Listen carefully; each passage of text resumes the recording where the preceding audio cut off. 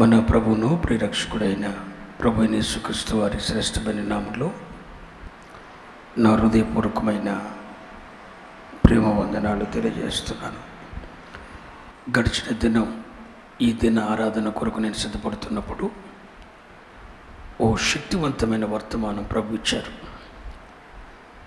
అది అందరికీ కావలసిన వర్తమానం అని ప్రభు చెప్పారు. ఆ వర్తమానాన్ని ఉదయం నేను జగన్నాథపురంలో అందించాను. దానినే మీకు కూడా అందించమని ప్రభు సెలవిచ్చాను. నా మాట కాదు, ప్రభు మాట. అదే వర్తమానాన్ని మీరు వినబోతున్నారు. మనసు పెట్టి వినండి. పౌలు అపోస్తలుడు కొరింథీయులకు రాసిన మొదటి పత్రిక 5వ అధ్యాయం 4వ వచనం నుండి 8వ వచనం వరకు, ఒక వచనం నేను, ఒక వచనం మీరు అందరు కలిసి చదువుకుందాం. ఏమనగా, మన ప్రభు అయిన యేసు దినమందు వాని ఆత్మ రక్షింపబడినట్లు శరీరేచ్ఛలు నశించుటకై మన ప్రభు అయిన యేసుక్రీస్తు నామమున మీరును నా ఆత్మయు మన ప్రభు అయిన యేసుక్రీస్తు బలముతో కూడా వచ్చినప్పుడు అట్టి వానిని సాతానుకు అప్పగించవలెను. అందరూ కలిసి 1 2 3 స్టార్ట్. మీరు అతిశయపడుట మంచిది కసలుగా పులిసిన పిండి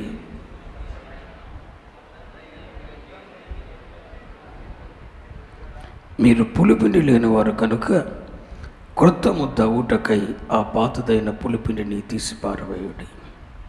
అంతేకాక క్రీస్తువును మన పశువు వధించబడెను కనుక పాతదైన పులిపిండితోనైనను దుర్మార్గత దుష్టత్వం అనే పులిపిండితోనైనను కాక నిష్కాపట్యము సత్యమను పులిపిండితో పండుగ ఆచరించు.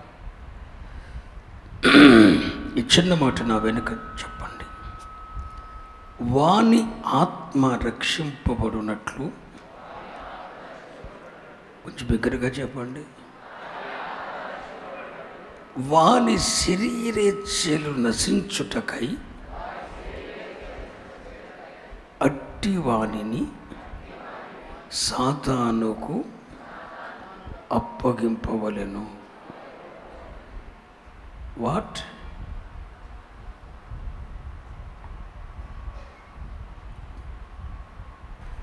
ఈ చిన్న మాట నా వెనక చెప్పండి. అట్టి వానిని సాతానుకు అప్పగింపవలెను. మీరు చెప్పండి.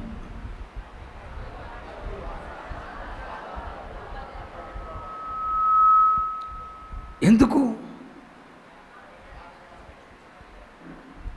ఎందుకు? అట్టి వానిని సాతానుకు అప్పగించాలి. ఎట్టి వాణిని అన్నది ఒక ప్రశ్న. రెండవది, సాతానుకు ఎందుకు అప్పగించాలి? సాతానుకు ఎవరినైనా అప్పగిస్తే వాడు ఉంటాడా? చెప్పండి. వాడెవడు సాతాను? మొట్టమొదటి నుండి వాడు నరహంతకుడు. నా వైపు చూస్తూ వినండి. సాతాను ఎవడు? యోహాను 8:44 ప్రకారం చదవండి. యోహాను 8:44. మీరు మీ తండ్రి యొక్క అపవాది సంబంధులు, మీ తండ్రి దురాశలు నెరవేర్చగోరుచున్నారు. ఆది నుండి వాడు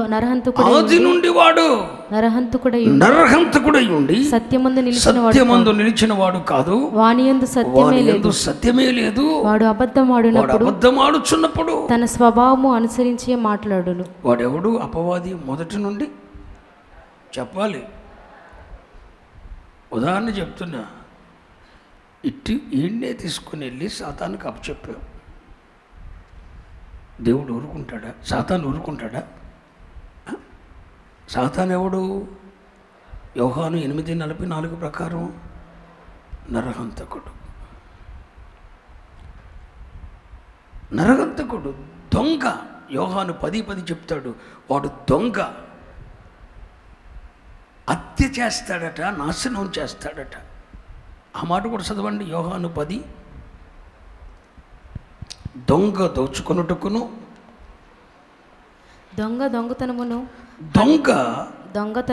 10 దొంగతనము హత్యయు నాశనమును చేయుటకు వచ్చును, కానీ మరి దేనికి రాదు. సాతాను గురించి యేసయ్య మాట్లాడుతూ అంటాడు, వాడు మీరు చెప్పాలి, వాడు దొంగ.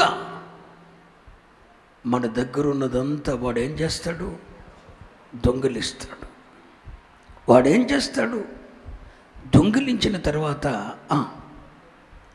హత్య చేస్తాడు. తర్వాత ఏం చేస్తాడు? నిత్య నరకాగ్నిగుండమని నాశనమునకు అప్పగిస్తాడు. అంటే యోహాను 10:10 ప్రకారం సాతానెవడు? దొంగ. మన దగ్గర ఉన్నది దొంగిలిస్తాడు. ఉదాహరణకు చెప్తాను. యెరూషలేము నుండి యెరికోకు దిగి వెళుతున్నవాడు దొంగల చేతులు చిక్కబడినప్పుడు వాడి వస్త్రములను వాళ్ళు దోసుకున్నారు. వస్త్రములు దేనికి ప్రతీక? రక్షణకు, నీతికి, పరిశుద్ధతకు ప్రతీక. అంటే లూకాసు వార్త 10వ అధ్యాయంలో యెరూషలేము నుండి యెరికోకు దిగి వెళుతున్నవాడు దొంగల చేతిలో చిక్కబడినప్పుడు వారు వస్త్రములను దోసుకున్నారు. అంటే నీతిని, పరిశుద్ధతను, రక్షణను దోసుకున్నాడు. ఇప్పుడు సాతాను కూడా దొంగ. వాడేం చేస్తాడు? మన నీతి వస్త్రాన్ని, రక్షణ వస్త్రాన్ని, పరిశుద్ధతను దొంగిలిస్తాడు. మహిమను కోల్పోయేటట్టు చేస్తాడు. వాడు అంతకుడు, వాడు నరహంతకుడు, వాడు దొంగ. హత్య చేస్తాడు. తరువాత హత్య ఏంటంటే చంపేస్తాడు. తరువాత నాశనం చేస్తాడు. ఎబ్రీ పత్రిక 10:10 అంటాడు, మరణము యొక్క బలము గలవాడు. ఎబ్రీ పత్రిక 2వ అధ్యాయం. ఎబ్రీ పత్రిక 2వ అధ్యాయం. కాబట్టి ఆ పిల్లలు రక్తమాంసాలు గలవారైనందున, అనగా ఆ పిల్లలు రక్తమాంసం గలవారైనందున ఆ ప్రకారమే మరణము యొక్క బలము గలవానిని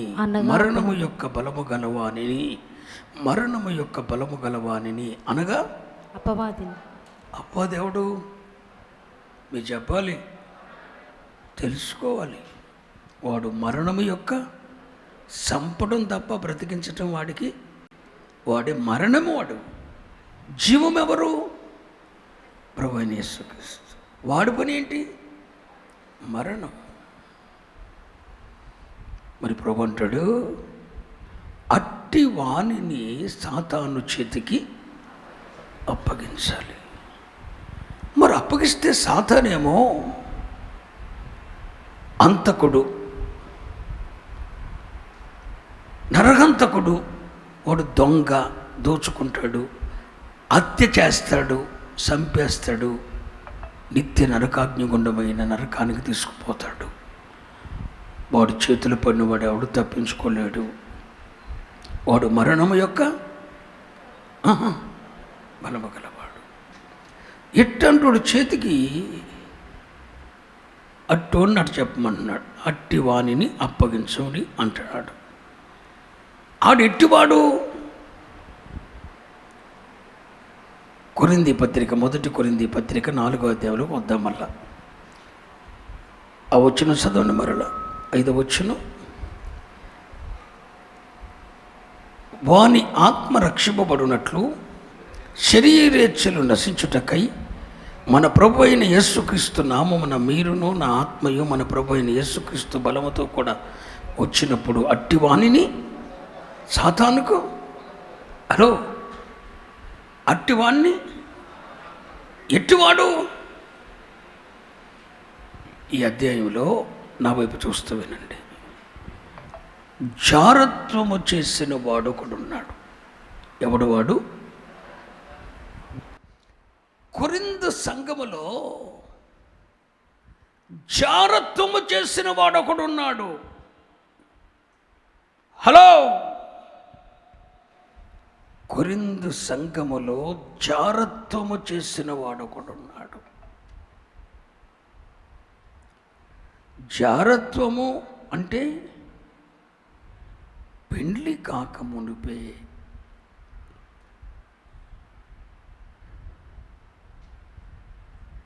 శరీర ఇచ్చలను తీర్చుకోవటానికి లైంగికంగా పతనమైపోవటం. అలాంటి వాడు ఒకడున్నాడు. వాడు చేసిన జారత్వం ఏంటంటే వరుసకు తల్లి అయ్యే దానితో తన తండ్రి భార్యను ఉంచుకున్నాడట. ఏంటి? తల్లితో అంటే తన తల్లి కాదు, తన తండ్రి భార్య. వరుసకు తల్లి అలాంటి దాన్ని ఉంచుకున్నాడట. ఉంచుకోవటమే కాక మళ్ళీ వీడు ఆత్మలో ముందు వరుసలో కూర్చొని ఉప్పొంగుతున్నాడట.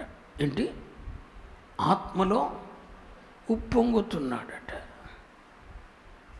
మళ్ళీ వీడు ఆత్మలో ఉప్పొంగుతున్నాడు. వీడికొక మైకులో వీడొక పాట, వీడికొక తెల్ల డ్రెస్సు, వీడు అన్య భాషలతో ఉప్పొంగుతాడు. వీడికి మళ్ళీ సంఘంలో ఉన్న వాళ్ళందరూ కోఆపరేట్ చేస్తారు. ఈ సంగతి ఎక్కడో ఉన్న దైవజనుడు పౌలయ్య గారికి తెలిసింది. కొరింథు సంఘంలో పరిస్థితి ఇలా ఉంది అని. వింటున్నారా? కొరింథు సంఘ పరిస్థితులు ఏం బాగోలేదు. అక్కడ ఒకడు తన తండ్రి భార్యను ఉంచుకున్నాడు. ఆ సంఘంలో వరుసకు తెల్లయ్యే దాంతో పాపం చేస్తున్నాడు. మళ్ళా ఆడు ఆత్మలో ఉప్పొంగుతున్నాడు. వాడికేమో సంఘమంతా సప్పట్లు కొడుతున్నారు. వాడు తప్పుని ఎవడు ఖండించటం లేదు. అరే తప్పురా, ఇలా చేయకూడదు అని ఖండించిన వాళ్ళు లేడు. వాడిని పక్కన పెట్టిన వాళ్ళు లేరు. ఇలాంటి భ్రష్టత్వం అన్ని జనుల్లో కూడా ఉండదు కదా అన్న సమాచారం ఎక్కడో ఉన్న పౌలయ్య గారికి తెలిస్తే ఆ పౌలయ్య గారు అక్కడి నుండి ఉత్తరం రాస్తున్నాడు. రే అట్టివాణ్ణి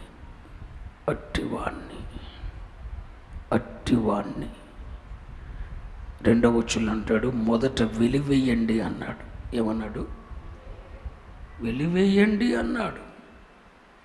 వినండి, సంఘములో ఒకడు ఆధ్యాత్మికంగా దిగజారిపోయినప్పుడు, ఒకడు ఆధ్యాత్మికంగా పతనమైపోయినప్పుడు, భక్తిని, విశ్వాసాన్ని, పరిశుద్ధతను, సమర్పణను, వైరాగ్యాన్ని పాడు చేసుకున్నప్పుడు మొదట ఏం చేయాలంటండి? వెలివేయాలి. వెలివేయటం అంటే అర్థం ఏంటంటే వాడికి దూరంగా ఉండాలి, వాడితో ఎవడు కలుసుకోకూడదు అని అర్థం.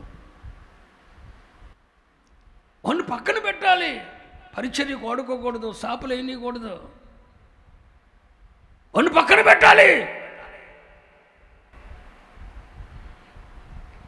వాడితో ఎవడు కలుసుకోకూడదు. తెస్సలోనికై పత్రికలో 2 హెచ్చరికలు ఉన్నాయి. మీలో సహోదరుడైన వాడు ఎవడైనను తప్పిపోయిన ఎడల మొదట అట్టివాణ్ణి గద్దించాలి. ఏం చేయాలి? గద్దించాలి. తెస్సలోనికై పత్రికలో 2 హెచ్చరికలు, మొదటి తెస్సలోనికై పత్రికలో ఒక హెచ్చరిక చేశాడు పౌలయ్య గారు.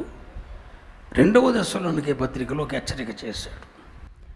సహోదరుడైన వాడులో ఎవడైనా, సహోదరుడు అంటే అర్థం ఏంటంటే రక్షింపబడినవాడు. రక్షింపబడిన వాడిలో ఎవడైనా తప్పు చేసిన ఎడల మొదట వాడిని రే నీకు ఇది తగదు అని గద్దించాలి. వినలేదనుకో, అట్టి వాణి నుండి తొలగిపోవాలి. మనం తొలగిపోవాలి, ఆడిని పంపిస్తాం కాదు. అట్టి వాణి యొద్ద నుండి మనం మాట్లాడరే. ఈ 2 రిఫరెన్స్లు ఉన్నాయి బైబిల్లో. మొదటేమో గద్దించాలి, వినలేదు. రెండవది, అట్టి వాని యొద్ద నుండి మనమే తొలగిపోవాలి. వింటున్నారా? తొలగిపోవాలి. దైవ నియమం ఒకటి ఉంది, మీకు అర్థం కాకపోతే చూడండి బైబిల్లో. ఏంటో నా మొహం వెంకట చూస్తున్నారు. 1 దశలోనికై పత్రిక 5వ అధ్యాయం 14వ వచనం. సహోదరులారా, మేము మీకు బోధించినది ఏమనగా, నేను మీకు బోధించినది ఏమనగా, అక్రమముగా నడుచుకునే వారికి అక్రమంగా నడుచుకునే వారికి బుద్ధి చెప్పుడు. ఏంటి? మొట్టమొదటి ఏం చేయాలి? అక్రమంగా నడుచుకునే వాడికి ఏం చేయాలి? మనం చెప్పాలి. తాగి తందనాలోడికి ఏం చేయాలి? బుద్ధి చెప్పాలి. ఏదో తప్పు చేస్తున్న వాడికి ఏం చేయాలి? బుద్ధి చెప్పాలి. రెండవది 2 దశలోనికై పత్రిక 3వ అధ్యాయం 6వ వచనం. సహోదరులారా, మా వలన పొందిన బోధన ప్రకారము కాక అక్రమముగా నడుచుకుని, హలో, మేము చెప్పిన బోధ ప్రకారం కాక అక్రమముగా నడుచుకొను ప్రతి సహోదరుని యొద్ద నుండి, అందరూ అనండి, మొట్టమొదటి ఏం చేయాలి? మరి మీరు చెప్పాలి నాకు. ఒకటి అక్రమంగా నడుచుకున్నప్పుడు ఏం చేయాలి? బుద్ధి చెప్పాలి. వాడు వినలేదు, మనం ఏం చేయాలి? వాడి నుండి మనమే లొంగుడేసి కూర్చోకూడదు, డ్రింకులు ఎత్తినడని తాగకూడదు, అడ్జస్ట్ అయిపోకూడదురా ఎదవా. అది చెప్పేది ఉపదేశం. ఒక పూట కోటి కొరకు జ్యేష్ఠత్వాన్ని అమ్ముకోకూడదు. మొట్టమొదటి బుద్ధి చెప్పాలి, వినలేదు. రెండవసారి ఏం చేయాలి? అట్టి వాడి యొద్ద నుండి మనం తొలగిపోవాలా? అనుభవమనాలా? మనమే తొలగిపోవాలి. పక్కన కుర్చీ ఖాళీ ఉంచితే వాడికి అర్థమైపోవాలి. వాడి పక్కన కూర్చోకుండా పక్కకి వెళ్ళిపోతే కథ అర్థమైపోవాలి. ఎందుకు నా పరిస్థితి ఇలా అయ్యింది? ఒకప్పుడు సంఘంలో నా స్థానం ఏంటి? దైవజన హృదయంలో నా స్థానం ఏంటి? పరిశుద్ధుల ఎదుట నా స్థానం ఏంటి? పరిచర్యలో నా స్థానం ఏంటి? ఈరోజు నేను ఈ స్థితికి దిగజారడానికి గల కారణం ఏంటి? వాడికి అర్థం అవ్వాలి. నువ్వు రాసు పూసుకుంటే దేవుడు ఊరుకుంటాడా? మొదట బుద్ధి చెప్పాలి. వింటే సరి, వినలేదనుకో మనమే వారి యొద్ద నుండి, ఇక చెప్పలేనప్పుడు ఏం చేద్దాం? మనమే పక్క తప్పుకోవాలి. 2, మరి కొరింథీ సంఘంలో జరిగిన దౌర్భాగ్యం ఏంటంటే, ఒకడు తన తండ్రి భార్యను 5వ అధ్యాయం 1వ వచనం. మీలో జారత్వం ఉందని వదంతి కలదు, మీలో ఒకడు తన తండ్రి భార్యను ఉంచుకున్నాడట. అంటే వాడు చేసింది ఏంటి? మాట్లాడరేంటండే? జారత్వం, పాపం. మరి ఇప్పుడు వాస్తవంగా బైబిల్ ప్రకారం ఏం చేయాలి? 2 నియమాలు ఉన్నాయి. ఒకటి, బుద్ధి చెప్పాలి, వినలేదు. రెండోది ఏంటి? మనమే వాని యొద్ద నుండి, అదే వెలివేయటం అంటే. ఆన్ని మనమే లేయటం కాదు, మనమే వాడి దగ్గర నుండి తొలగిపోవటం. మనమే పక్కెళ్ళిపోవాలి. వాడు వింటలేదు 10 సార్లు చెప్పినా మనమే పక్కెళ్ళిపోవాలి. అది చేయలేదని పౌలయ్య గారు అంటాడు. అట్టి వారిని 2వ వచనం, ఇట్లుండి మీరు ఉప్పొంగుచున్నారే. ఇట్లుండి ఎంత దౌర్భాగ్య స్థితి కలిగి, ఎంత అపవిత్రత పెట్టుకొని, ఎంత అక్రంగా నడుస్తూ మళ్ళీ పైగా ఉప్పొంగుతున్నారు. పాటలు పాడుతున్నారు, ఆరాధన చేస్తున్నారు, ఉప్పొంగుచున్నారే. కానీ మీరెంత మాత్రము దుఃఖపడి ఇలాంటి కార్యము చేసిన వారిని మీలో నుండి, అంటే వెలివేసినవంటే అర్థం ఏంటి? వాని యొద్ద నుండి మనము తొలగిపోలేదు అని అర్థం. వాని యొద్ద నుండి మనమే తొలగిపోలేదుగా అని చెప్పి అట్టోడు గురించి చెప్తూ అంటాడు, అట్టి వాణిని మొదట గద్దించాలి, విననప్పుడు మనమే వాని యొద్ద నుండి తొలగిపోవాలి. ఇంకా వాళ్ళు మార్పు రాలేదు. రోజులు గడిచిపోయినాయి, వారాలు గడిచిపోయినాయి, నెలలు గడిచిపోయినాయి. దేవుడు మాట్లాడుతూనే ఉన్నాడు. దేవుడు మాట్లాడుతూనే ఉన్నాడు. కయ్యేనో కయ్యేనో, నువ్వు సత్క్రియ చేసిన ఎడల నువ్వు తలెత్తుకుంటావుగా. పతనమైన కయ్యేనుతో దేవుడు మాట్లాడా? దేవునితో కయ్యేను మాట్లాడా? చెప్పండి. దేవుడే వచ్చాడు. వీడు చేసిన తప్పు. కయ్యేను అర్పించదగిన విధంగా బలి అర్పించలా. ఒక పాపి అయిన మనుషుడు దేవుని యొద్దకు రాదగిన విధంగా రాలేదు. రక్తము చిందింపకుండా పాప క్షమాపణ లేదు. నీతిమంతుడైన దేవుణ్ణి దర్శించటానికి రక్త ప్రోక్షణ అవశ్యం.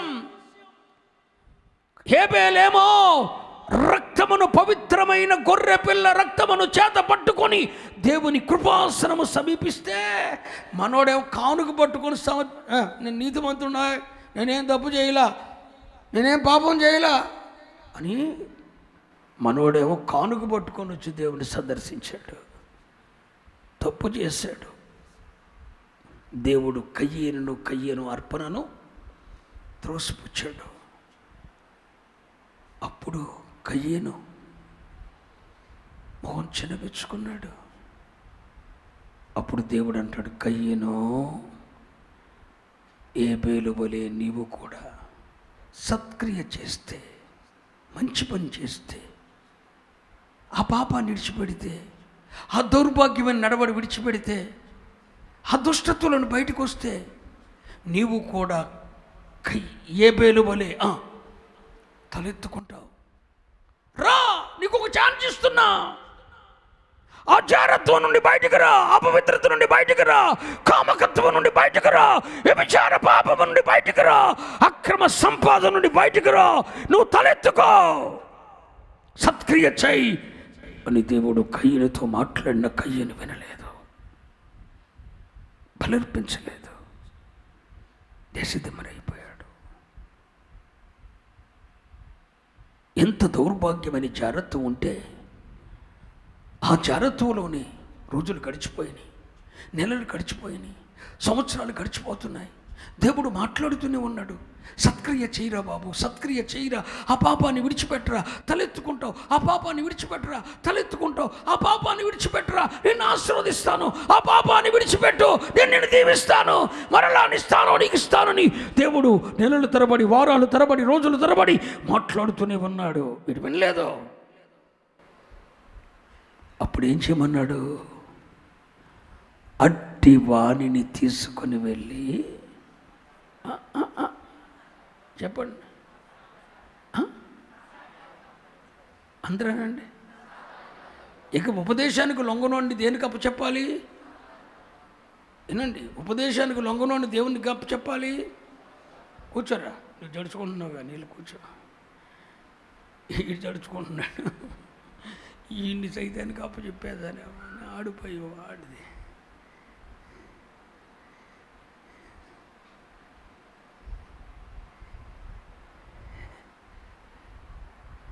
ఆడి కాదు టార్గెట్, నువ్వే టార్గెట్. ఆడికేం తెలుసు బాబు, ఆడిదేం టార్గెట్, నువ్వే టార్గెట్ నాకు. దిస్ ఇస్ లాస్ట్ ఆపర్చునిటీ నీకు, ఇంకొక అవకాశం లేదు నీకు. ఖచ్చితంగా ఖండితంగా దేవుడినితో మాట్లాడుతున్న ఈరోజు 100 మంది దేవునితో తిరిగారు. దౌర్భాగ్య జీవితాన్ని జీవిస్తున్న వారు మేము రొమ్ము కొట్టుకుని ఏడ్చి దేవుని దగ్గర తిరిగారు. ఈరోజు కూడా దేవుడు నీకు ఆఖరి అవకాశం ఇస్తున్నాడు. నీకు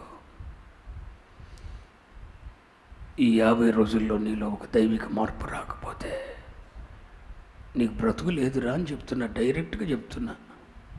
నీకు బ్రతుకు లేదు, తర్వాత నువ్వు బ్రతుకో.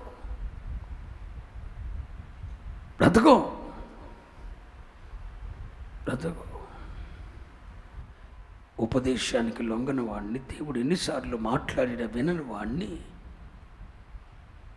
ఇంకా పాప జీవితంలో జీవిస్తున్న వాడిని మందిరానికి వస్తూ ఉపవాస క్రమంలో పాల్గొంటూ దైవోపదేశాన్ని వింటూ ఇంకా పాపములోనే జీవిస్తూ ఎన్ని ప్రసంగాలకు ఎన్ని వర్తమానాలకు కూడా మార్పు రాని వాడిని తీసుకొని వెళ్ళి ఎక్కడ అప్పచెప్పాలి చెప్పండి? హలో, సాతానుకు అప్పగించాలంటే ఎట్టా? ప్రభువైన యేసుక్రీస్తు నామమున సాతానుకు అప్పచెప్పాలంట. ఇప్పుడు అట్టివాడిని తీసుకుని వెళ్ళి ఎప్పటికీ ఉపదేశానికి లొంగనవాడిని, మారు మనసు మొదలవాడిని తీసుకెళ్ళి దైవజనుడు ఎవరికి అప్పచెప్పాలి అనండి? సాతానుకు అప్పచెప్పాలి. సైతాను గాడు ఏం చేస్తాడంటే, హలో, సాతాను గాడు ఏం చేస్తాడంటే, ఇక దొరికిందిరా పొండు అనుకుంటున్నాడు. కానీ వాడి మీద ఏముంది? ప్రభు అయిన యేసుక్రీస్తు రక్తం చేత కడగబడి రక్షింపబడి మారు మనసు పొంది బాప్తిసం పొందాడు కాబట్టి ఆ రక్తం ఆడి మీద ఉంది. సైతాన్ గాడి భయం వేసి వాడు మరలా సరాసరి ఎవరి దగ్గరికి వెళ్తాడు? దేవుని దగ్గరికి వెళ్తాడు. దేవా, ఆ దైవజనుడేమో ఆ సంఘమేమో వీడిని నా చేతులకు అప్పగచెప్పారు, నా పేనమేమో తగతగలాడిపోతుంది, వీడిని ఎప్పుడు నాశనం చేయాలా అని. మరి వీడి మీద ఏమో నీ రక్తం కనబడుతుంది, మరి నన్ను ఏం చేయమంటావు అని అడుగుతాడు. ఎవరు? సాతానుగాడు. ఎవరిని? ఎందుకు అడుగుతాడు? వీడు రక్షింపబడినాడు కాబట్టి. రక్షింపబడి తప్పిపోయినాడు వీడు, మారు మనసు పొంది తప్పిపోయినాడు, బల్లారాధన తీసుకుంటూ తప్పిపోయినాడు వీడు. దేవుణ్ణి అడుగుతాడు. దేవుడు అంటాడు, ఇంతకుముందు ఎన్నో అవకాశాలు ఇచ్చుంటాడు కదా దేవుడు, 10, 15, 20 చాలా అవకాశాలు ఇచ్చుంటాడు దేవుడు. ఎన్ని అవకాశాలు ఇస్తాడు తెలుసా? బెత్లెహేమును వద్దనుకొని వెళ్ళిపోయింది ఎవరు? నయోమి. నాకు తెలియక అడుగుతున్నా, నయోమికి బెత్లెహేములో ఏం తక్కువయింది?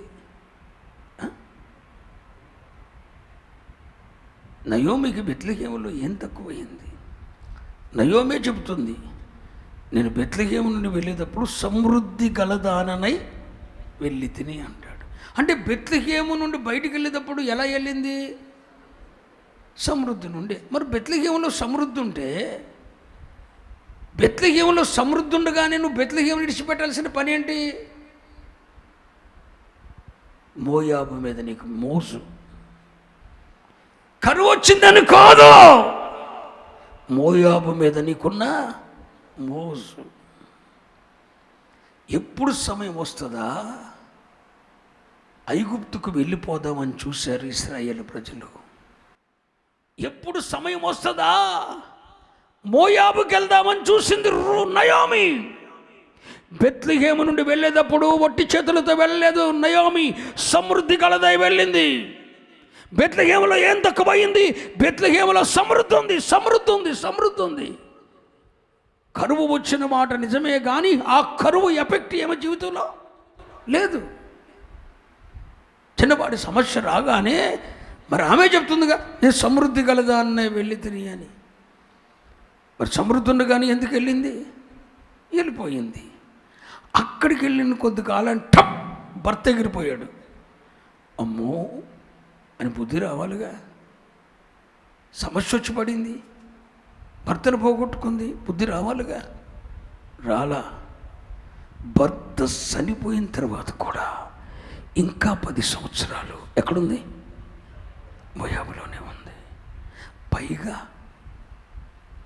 మోయాబు స్త్రీలను తన కోడండ్రగా, అన్యజాతి ప్రజలను తన కోడళ్ళగా చేసుకుంది. వీళ్ళేమో యూదులు, మరి మోయాబీలన్నిటి పెళ్లి చేసింది తన కోడళ్ళగా చేసింది. పెద్ద కొడుకు జబ్బు పడ్డాడు. అప్పుడైనా వనకల అమ్మో మోయాబుకు వచ్చాను. బెత్లెహేము అంటే సంఘం, ఉపదేశ క్రమం కలిగిన సంఘం. బెత్లెహేములో ఉన్న ఉపదేశాన్ని తట్టుకోలేక, బెత్లెహేములో ఉన్న కఠినత్వాన్ని, కఠినమైన ఉపదేశాన్ని తట్టుకోలేక నేనేమో ఈ లోకంలోకి వచ్చేసాను, మోయాబు మీద మోసపడ్డాను, ఈ లోకంలోకి వచ్చేసాను, నా భర్తను పోగొట్టుకున్నాను,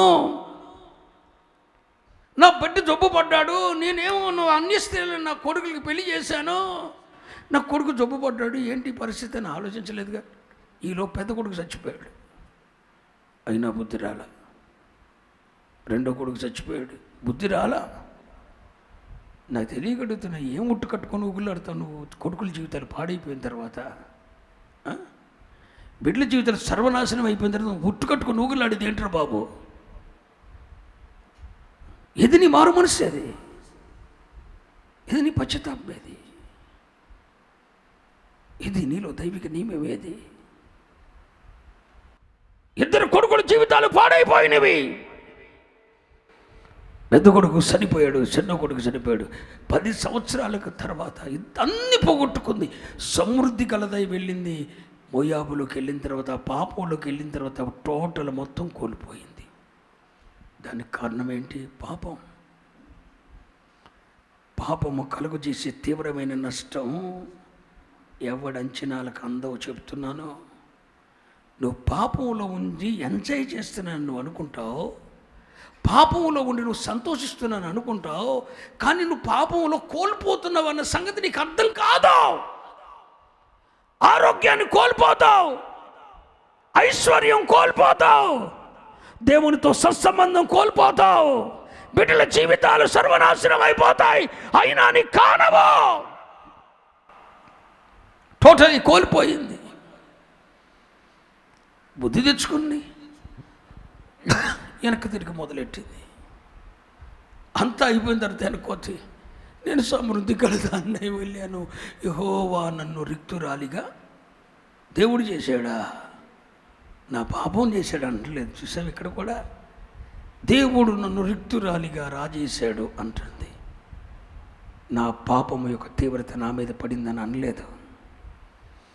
సహోదరి, నువ్వు పాపములోని తిరుగులాడటం నీకు అంత మంచిది కాదు. సోదరుడా, నువ్వు పాపంలోనే జీవించటం నీకు అంత మంచిది కాదు.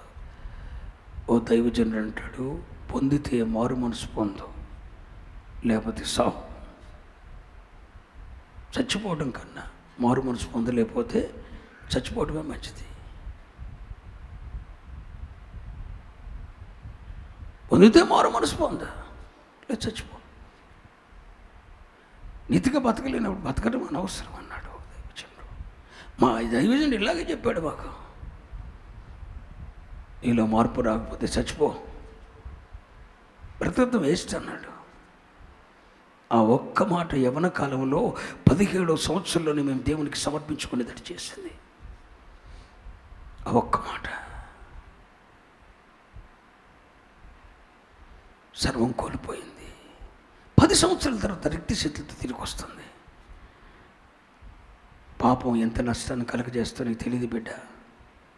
నీ శరీరాన్ని క్షీణింపజేస్తుంది, నీ అవయవాలను క్షీణింపజేస్తుంది, నీ బిడ్డల జీవితాన్ని నీ కళ్ళ ముందు అంధకారం చేస్తున్నా కూడా నీకు కనబడదు. నువ్వు ఎంజాయ్ చేస్తున్నావు కదా, అది నీకు అర్థం అవ్వదు. 2 కొడుకుల జీవితాలు నాశనం అయిపోయినాయి. అంతా అయిపోయిన తర్వాత అప్పుడు తెలుసుకుంది, మోయాబు నుండి తిరిగి వచ్చింది. దేవునికి ఎన్ని ఆప్షన్లు ఇచ్చాడు. రక్షింపబడి నూతన జన్మానుభవం పొంది బాప్తిసం పొంది ప్రభు బల్ల ఆచరిస్తున్న నీ జీవితంలో తప్పిపోయావన్న సంగతి తెలిసి, దిగజారిపోయావన్న సంగతి తెలిసి, పాపములోనే జీవిస్తున్నావన్న సంగతి తెలిసి, దేవుడు నీకు ఎన్ని అవకాశాలు ఇచ్చాడో, ఎన్ని ఆపర్చునిటీ, ఎన్ని అవకాశాలు ఇచ్చాడో, ఎన్ని సంవత్సరాలు గడివిచ్చాడు. నెలలు గడిచిపోయినాయి, వారాలు గడిచిపోయినాయి, సంవత్సరాలు గడిచిపోతున్నాయి, కానీ నీలో ఒక దైవిక మార్పు రాలేదు. నువ్వు పాపంలో పడిపోయిన తర్వాత, వ్యభిచారి అయిన తర్వాత, దొంగవైన తర్వాత, అక్రమంగా సంపాదించడం మొదలుపెట్టిన తర్వాత దేవుడు నీకు ఇంకా సంవత్సరాల వ్యవధిచ్చాడు. దేవుడు సంవత్సరాలే ఇచ్చాడు దేవుడు నీకు, కానీ నీలో దైవిక మార్పు రాలేదు. వస్తుందేమో అని చూశాడు. అరే, ఈ శ్రమ పెట్టి చూద్దాం మారతాడేమని శ్రమ పెట్టాడు, మారలా. బిడ్డల జీవితాలకు కష్టం కలిగజేశాడు, మారలా. చిన్నపాటి శోధనలు వచ్చినాయి, మారలా. నీ సంపద అంతా సిల్లు సంచులో వేసేటట్టు చేశాడు, మారలా. నీ కష్టార్జితం నేలపాలు చేశాడు, మారలా. నువ్వు విస్తారంగా విత్తావు, పంట కొంచెమే పండింది, మారలా. నువ్వు కష్టపడి సంపాదించిందంతా నీ కళ్ళెదుటే కరిగిపోయింది, మారలా. చూశాడు దేవుడే కాదు. ఆఖరి మాట ఏంటి తెలుసా? అట్టి వాణిని ఎన్ని అవకాశాలు ఇచ్చినా మారట్లేదే, ఎట్టంటోని తీసుకెళ్ళి చెప్పండి ఎందుకు చెప్పాలి? వాడి ఆత్మ నశింపకుండునట్లు ఒకటి, రెండోది వాడి శరీరేచ్ఛలు నశించుటకై. ఇక మనం దేవుడు మార్చలేదు, అయ్యగారు మార్చలా, ఉపదేశాలు మార్చలా, దైవజనుడు మార్చలా. ఇక ఎక్కడ తిరిగి ఎవరికి చెప్పాల్సి వచ్చింది చెప్పండి? సాతానికి అప్పచెప్పాల్సి వచ్చింది. సైతానికి ఎందుకు అప్పచెప్పాలంటే, కీడు విషయమై దేవుడు ఎవనిని శోధింపడు. నాకు కీడు చేయటానికి దేవుడు ఎన్నడూ ప్రయత్నం చేయడు. నేను ఎంత పాపినైనా నాకు కీడు చేయటానికి దేవుడు ప్రయత్నం చేయడు. కీడు విషయమై దేవుడు ఎవనిని శోధింపడు. దేవుడు ఎవరికి కీడు చేయడు. ఆయన మంచివాడు, ఆయన కీడు చేయడు అసంభవం. మరి కీడు చేయకపోతే వీడు మారడు. ఎవడు? ఈ తప్పిపోయినాడు, బుద్ధి మారదు. ఇటు బుద్ధి మారట్లా. ఎన్ని ఉపదేశాలు చెప్పినా, మంచిగా ఎన్ని ఎంతమంది ప్రవక్తలు పంపినా, ఉపదేశకులు పంపినా, నెలకు సంవత్సరానికి 30-40 లక్షలు ఖర్చు పెట్టి 50 దినాలు ఉపవాస ప్రార్థన చేసిన ఒక ఉపదేశకుడు కావద్దు, ఒకడు మాట కావద్దు ఒకడు వాడతారని, నా మాట కావద్దు ఇంకొకటి మాట కావద్దు ఇంకొకటి మాట, నీ పని చేస్తని సంవత్సరానికి 40-50 లక్షలు ఖర్చు పెట్టి ఉపదేశ క్రమం చేసి ఏ సంఘంలో జరుగుతుందండి 50 రోజులు? ఏ దమ్మున్న పాస్టర్ గారు చేస్తారు చెప్పండి? సంవత్సరానికి 2 రోజులు కూటమి పెడతానికి ఏడుస్తారు. సంవత్సరానికి సంఘాన్ని బలపరచడానికి 50 డేస్ 50 దినాలు ఏదో ఒక దైవ సేవకుడు వచ్చి పనిచేస్తే మారుతారన్న ఉద్దేశంతో 50 దినాలు ఉపవాస ప్రార్థన చేసి, దేవుడు ప్రవక్తలు పంపించి, ఉపదేశకులు పంపించి, సువార్థికులు పంపించి నిన్ను చాలా ట్రై చేశాడు. దేవుడు మార్చడానికి చాలా ప్రయత్నం చేశాడు. నీ వస్త్రధారణ మార్చాలనుకున్నాడు, నీ అలంకరణ మార్చాలనుకున్నాడు, నీ తల రంగు మార్చాలనుకున్నాడు, నీ నడవడి మార్చాలనుకున్నాడు. నువ్వు మారలా. నయోమికి ఇచ్చినట్టు 10 సంవత్సరాల ఆపర్చునిటీ దేవుడు నీకు ఇచ్చాడు. 10 సంవత్సరాల ఛాన్స్ ఇచ్చాడు దేవుడు నీకు. నీకేరో చెబుతున్నావు, 10 సంవత్సరాలు ఛాన్స్ ఇచ్చా. నువ్వు ఆగిపోతే నాకు నష్టమేం కాదు. అసలు పరలోకానికి రాను నువ్వు నాకెందుకు, నీ కానుక నాకెందుకు, అవసరం లేదు, పో. చెత్త సంఘాలు ఏమైనా ఉంటే చూసుకో. చెత్త భాషలు నరకానికి తీసుకెళ్ళే భాషలు పోలేదు మంది ఉన్నారు. నరకానికి డైరెక్ట్ టికెట్ ఉంది, ఎక్కడికైనా వెళ్ళు, నా పర్లేదు. నీలో మార్పు రానప్పుడు, నువ్వు పరలోకాన్ని పనికి రానప్పుడు నువ్వు నాకు అక్కర్లేదు, నీ కానుక నాకు అక్కర్లేదు, నీతో గుడి నింపుకోవాలని ప్రయత్నం చేయట్లేదు. పరలోక రాజ్య సంబంధులు ఎవడో, నిత్యత్వానికి ఎవడు పనికొస్తాడో వాడు ఈ సన్నిధిలో స్థిరపడితే చాలు నాకు. పరలోకానికి పనికి రాని వాడు ఎవడో నాకు అక్కర్లేదు, వాడి కానుక అక్కర్లేడు, వాడి కొరకు నేను కుర్చీ కూడా అయినా నాకు అవసరం లేదు. డైరెక్ట్గా నరకానికి తీసుకెళ్ళే సంఘాలు బోలును ఉన్నాయి. డ్యాన్సులు, డ్రామాలు, కొరియో, నీకు కావలసిన ఎంజాయ్ ఉంటుంది. పక్కనే కూర్చోవచ్చు జతలుగా. ఎవడు గద్దించడం ఆయన. నీ ఫ్రెండ్లీని తీసుకెళ్ళి, నీ లవర్ని తీసుకెళ్ళి పక్కన కూర్చోబెట్టుకోవచ్చు. అక్కడికి వెళ్తే నిజంగా ఆయన గద్దించడం, కోఆపరేట్ చేస్తాడు. అవసరమైతే ఆయన రిజిస్టర్ మ్యారేజ్ చేసేస్తాడు. నిజం, గద్దించడు. నాకులాగా ఉగ్రతపాడు అయిపోవడం, జోబులు ఖాళీ చేసుకోడు, ఆయన నింపుకుంటాడు. ఖాళీ చేసుకోడు, అమ్మ వచ్చిన వాళ్ళు సమకూర్చుకుంటాడు. నేను అట్ట కాదుగా. గండ్రగొడ్డలాగా నరకటం, సరిగ్గా ఉంటావా ఉండు, మారు మనసు లేనప్పుడు వెళ్ళిపో. నీతో గుడి నింపుకుంటే ఫలితం ఏంటంటే, కుప్ప ఎత్తే ఫలితం ఏంటంటే అగ్ని వచ్చి తగలట్టి వెళ్ళిపోద్ది గడ్డిని. కుప్పతో పని లేదు దేవునికి. నీకు 10 అవకాశాలు ఇచ్చాడు, 10 సంవత్సరాలు టైం ఇచ్చాడు నీకు. నువ్వు మార్లా ఈరోజు ప్రభు చెప్తున్నాడు, ఆయన తీసుకెళ్ళి సైతానికి అప్పచెప్పే అన్నాడు. ఎందుకని సైతానికి అప్పచెప్పాలి? దేవుడు కీడు చేయలేడు కాబట్టి. దేవుడు ఎవడికి కీడు చేయడు. కీడు చేయుట అసంభవం. కీడు విషయమై దేవుడు ఎవరిని శోధింపడు. ఆయన మంచోడు, ఆయన ఎవడు కీడు చేయుడు. మరి కీడు చేయబోతే మారతలేదు, అట్టకి ఇంకా పాపంలో దుర్రుకుంటున్నాడు, ఇంకా ఎంజాయ్ చేస్తున్నాడు, ఇంకా పాపంలో కూరుకుపోతుంది. మరి ఈ సంగతి ఏంటి? అందుకే దేవుడు అన్నాడు, అట్టి వాడిని తీసుకెళ్ళి సైతానికి అప్పు చెప్తే సైతాన్ గడు ఏం చేస్తాడు? అయ్యా నేను దగ్గర సేవకుల మీటింగ్కి వెళ్ళాడయ్యా, సేవ నేర్చుకున్నాడయ్యా, 7 సంవత్సరాల తరబిది ఉందేడయ్యా, ఈడు ఏంటంటే నాకు అప్పు చెప్పారు, వీడి సంగతి ఏంటి, వీడి తల మీద ఏచు రక్తం ఉంది, ఏంటయ్యా ఈడు నాకు అప్పు చెప్పారు అని దేవుని దగ్గరికి వెళ్తాడు. వీడు ఎన్ని సంవత్సరాలు ట్రైనింగ్ అయ్యాడంట? 7 సంవత్సరాలు ట్రైనింగ్ అయ్యాడంట. ఈయన తీసుకెళ్ళి సైతానికి అప్పు చెప్తే ఆడికి భయం పుట్టి, ఎవరికి? సైతాన్ గడి భయం పుట్టి ఆడు ఏసే దగ్గరికి వెళ్ళిపోయాడు. ఏసయ్యా ఏంటి ఆడికి అప్పు చెప్పి ఆడి మీద ఏసు రక్తం ఉంది, మరి ఏంటాడేమో భయంకరమైన పాపంలో ఉన్నాడు, మరి అన్నేమో దైవ నాకు అప్పు చెప్పేశాడు, నువ్వు అప్పు చెప్పమన్నావంట, నన్ను ఏం చేయమంటావు అన్నాడు. ఇదివరకు 10 అవకాశాలు ఇచ్చాను, వాడు మారలేదు. ఈ స్థాయి వరకు ఏసై అంటాడు దేవుడు. ఏ స్థాయి వరకు?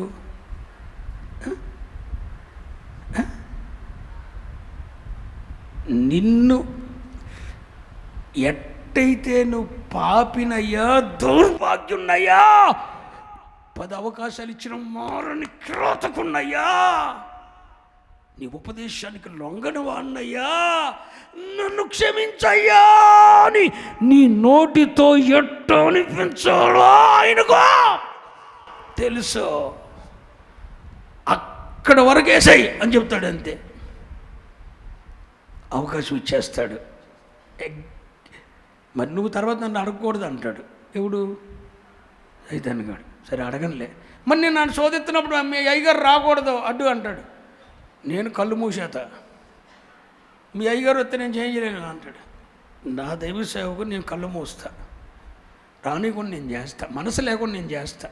నేను రాను, నా దైవజనుడు రాడు, వేసేయి. ఆడితో తప్ప నొప్పి అంతే. అంతవరకు ఏమైనా చేసేయి, కాళ్ళు తీసేయి, చెయ్యి తీసేయి, చేతులు కాళ్ళు పని చేయకుండా చేసేయి, మాట రాకుండా చేసేయి, నీళ్లు మింగుతుంటే లోనికి వెళ్ళనికుండా చేయి, బయటకు వచ్చేటట్టు చేయి, నువ్వేమన్నా చెయ్యి. అగ్రిమెంట్ మీద దేవుడు ఇచ్చేస్తాడు అవకాశం. ఇగాడు ఫస్ట్ రోజు ట్రై చేస్తాడు, ఏదో ఒకటి చేస్తాడు. 2వ రోజు ట్రై చేస్తాడు, 2 నెలలు ట్రై చేస్తాడు. ప్రభా నువ్వు రోజుకి ఎంత ఇచ్చావుగా అంటే సరే సరే.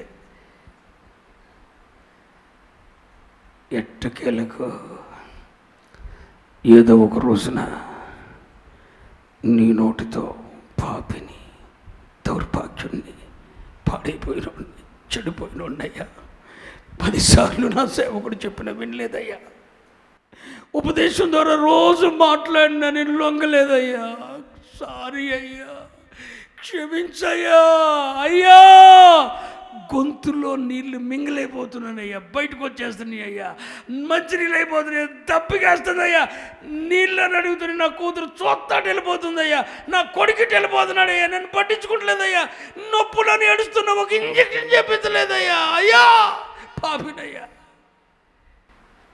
ఎవడినాడు ఒంటరిగా పట్టించుకునే దిక్కుండ్రు, తప్పని ఒప్పుకొని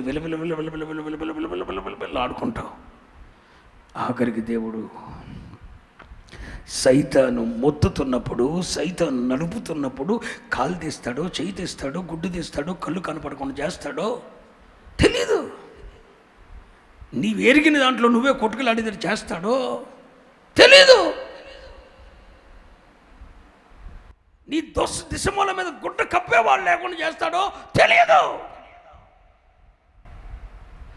ముద్దకు అలవటించేదాడు చేస్తాడో తెలీదు. సైతాను గాడు ఏం చేస్తాడు. కానీ టార్గెట్ ఏంటో తెలుసా? నీ పాపాన్ని ఒప్పుకోవాలి. ఒప్పుకుంటా, నా భర్తకు మోసం చేశానయ్యా, చీట్ చేశానయ్యా, నా భార్యకు అన్యాయం చేశానయ్యా, నా భార్య నన్ను విడిచిపెట్టి పోతాక నేనే దుర్మార్గున్నయ్యా, ఇట్లాంటి దుర్మార్గుని కాబట్టి సంసారం విడిచిపెట్టి వెళ్ళిపోయిందయ్యా. నీ తప్పులన్నీ ఒప్పుకునేది చేస్తాడు. ఒకసారి బతికించయ్యా అంటాడు. నో, సైతాను చేతిలో పడిన తర్వాత బ్రతకటం లేదేక, పాపాన్ని ఒప్పుకుంటాం, పాపం తర్వాత చచ్చిపోవటం అంతే.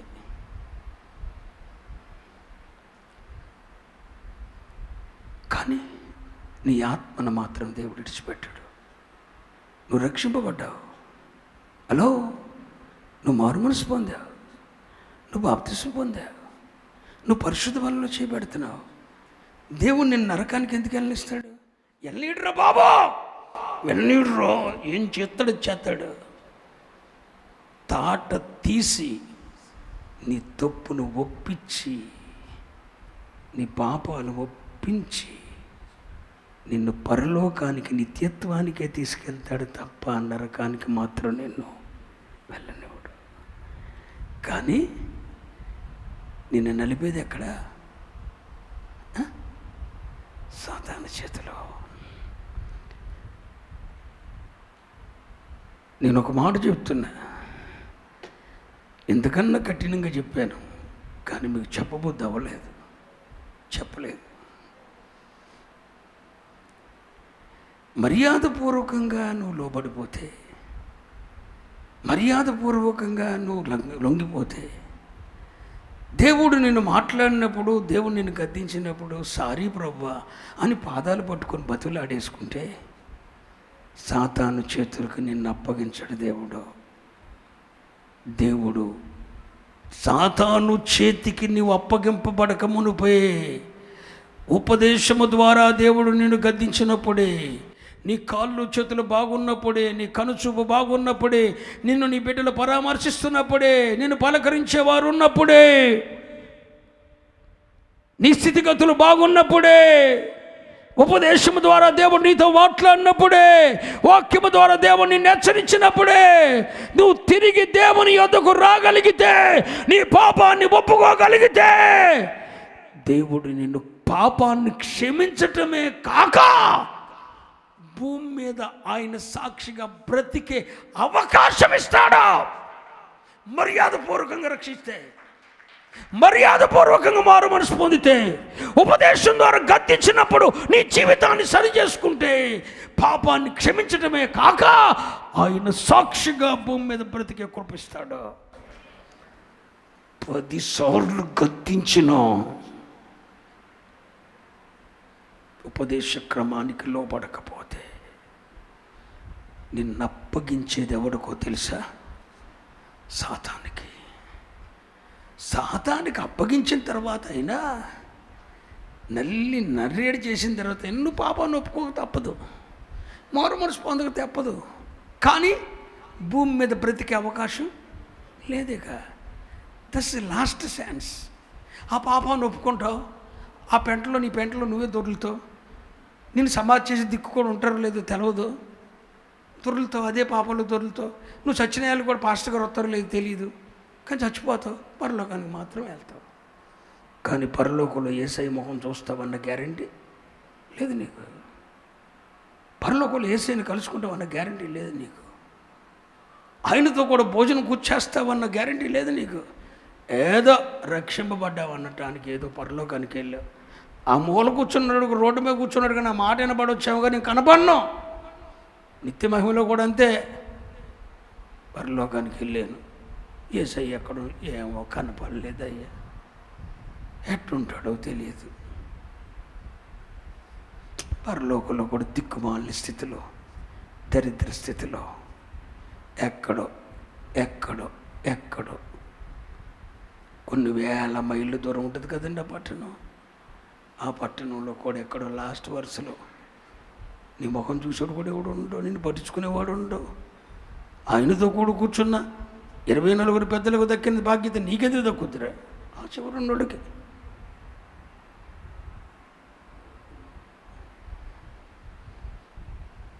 ఎన్నిసార్లు దేవుడు నీతో మాట్లాడతాడు.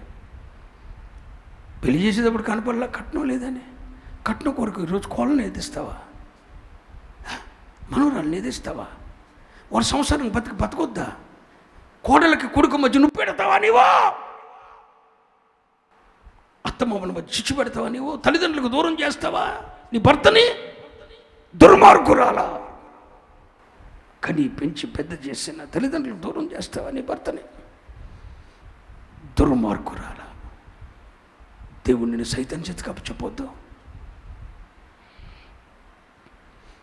నీ కోడల్ని టార్చర్ పెట్టాలా? నువ్వు అవసరమా నీకు? వదిలే.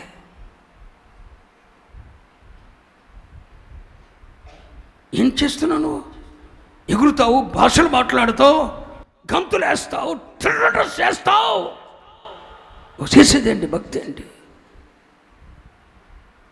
నీ మనవడి సంవత్సరాలు నువ్వు పెడతావు నువ్వు? వారానికి ఒక గుడి మారుస్తావా నువ్వు? నీకు నచ్చిన భాష దగ్గరికి వెళ్ళి వెళ్తావా నువ్వు? కంట్రోల్ లేదా నీ జీవితానికి? Be careful. నేను ఇలాగే మాట్లాడతాను.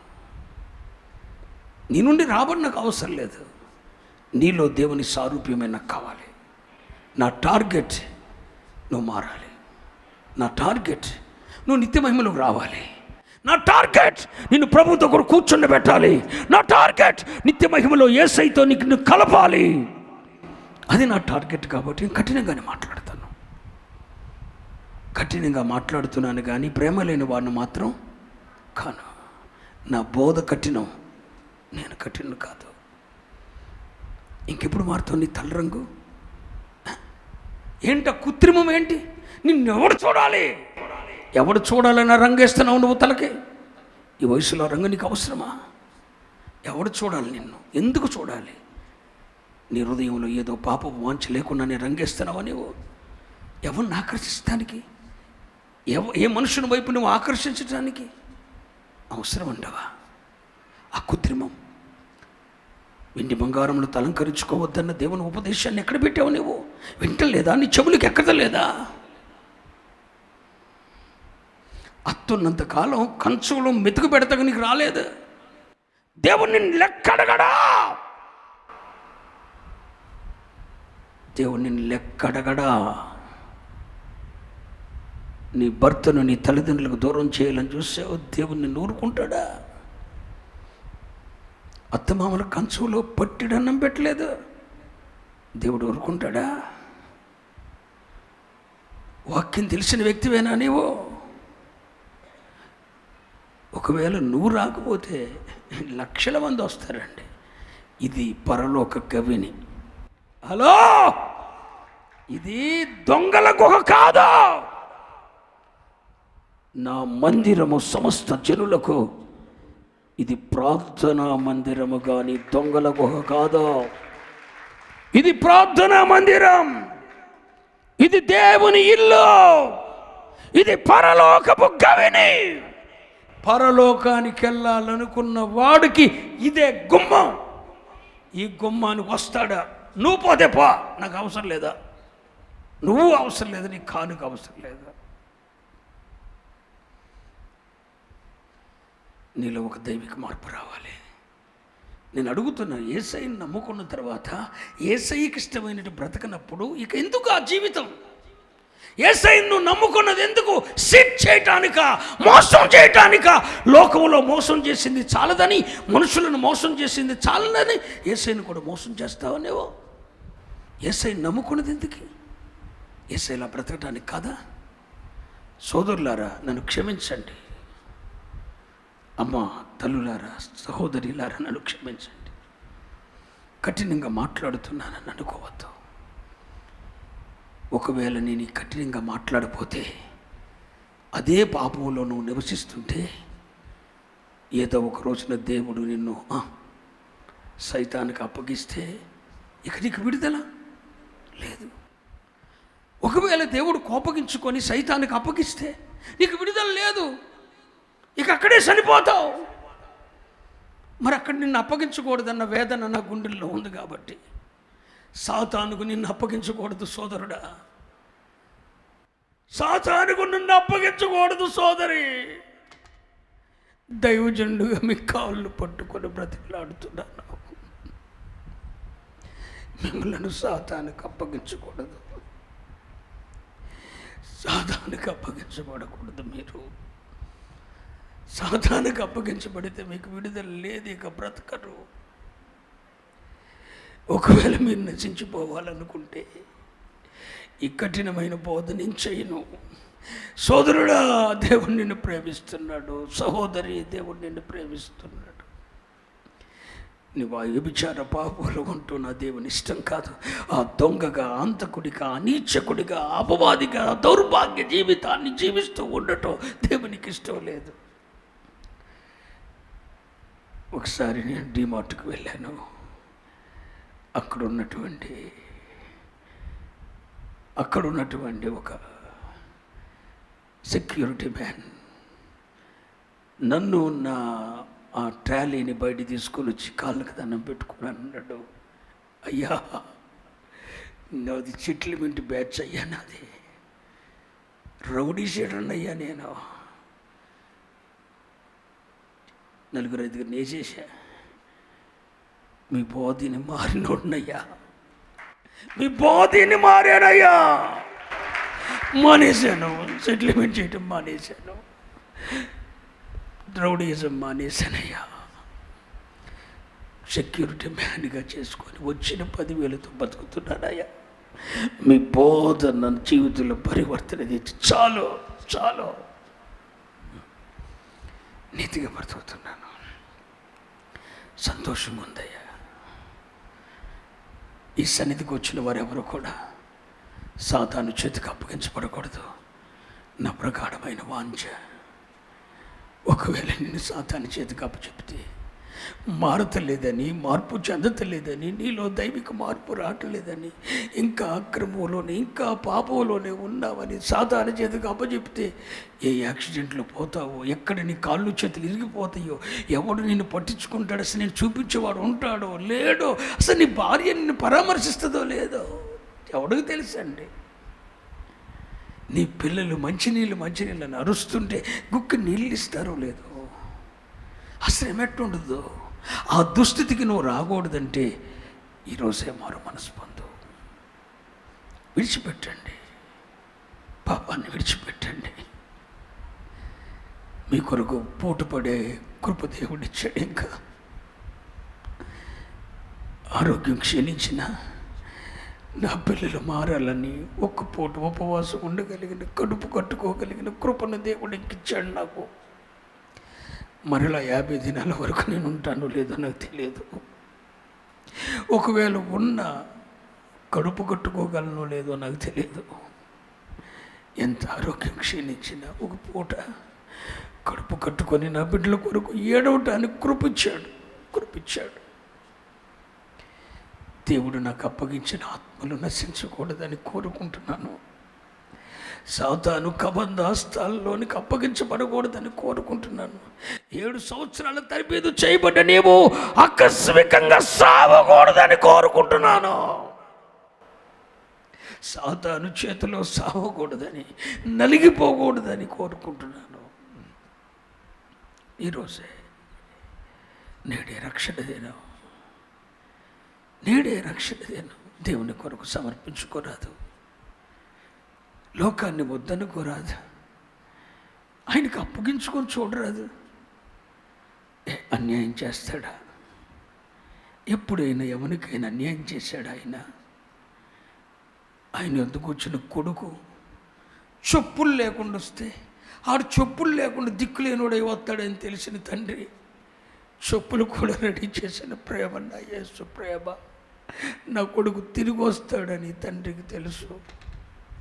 ఆడన్నీ పోగొట్టుకుంటాడు, మళ్ళీ తిరిగి నా దగ్గరికి వస్తాడు. ఆడు గుడ్లు లేకుండా వస్తాడు, చెప్పులు లేకుండా వస్తాడు, దిగంబరిగా వస్తాడని తన తండ్రి తన కొడుకు తిరిగి రాకమునిపై వాడి కొరకు చెప్పులు, వస్త్రాలు సిద్ధపరిచిన తండ్రి, నా దేవుడు.